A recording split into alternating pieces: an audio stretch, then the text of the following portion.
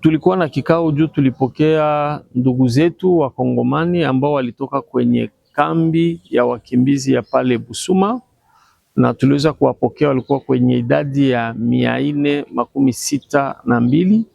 Tuliwapokea na shamra yote, na wakati tuliwapokea tunajua ya kwamba kuna wengi ambao watarudi.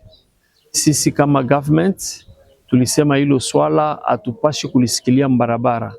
Ndio maana kwa siku ya leo tuliweza kualika wale wote wahusika wa partenere wetu ambao wanahusika na kuwahudumia ama na kuleta misaada, ili watuambie kinagaubaga nini wanachokifanya na nini kitaendelea kufanyika. Nia yetu ni kujua ya kwamba wandugu zetu wanapokuja wanalala vizuri, wanakula vizuri na wanapewa kila ambacho kilitarishiwa kwao, ili warudie manyumbani kwao na waanze kazi kamili.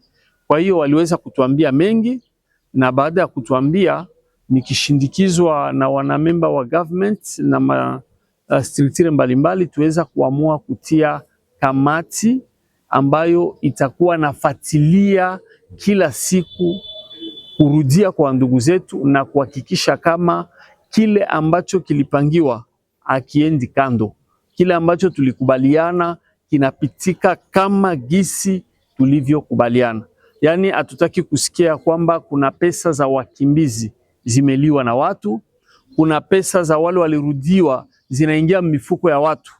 Tunapenda tujue ya kwamba raia ambao wanarudia wanapata na wanarizika na wanafurahi kurudia nchi yao. Nia yetu ni nini? Na nia ya serikali ni kwamba hiyo jambo ikuwe motisha kwa wale wengine wenye wako makambini ambao wajarudia, warudie nyumbani kwao. Hakuna nafasi unaweza kuwa vizuri, unaweza kuwa na amani kama sio kwenu.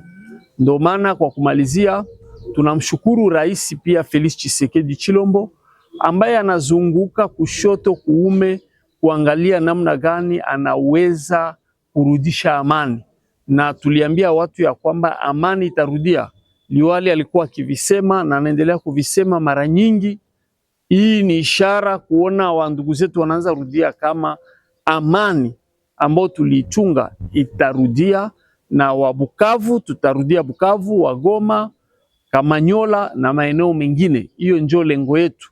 Ndio maana tunaambia wale ambao ni wa hiyo maeneo wawe na subira, hapa siku zijayo nao pia tuwafungulia mlango, watopata nao kurudia.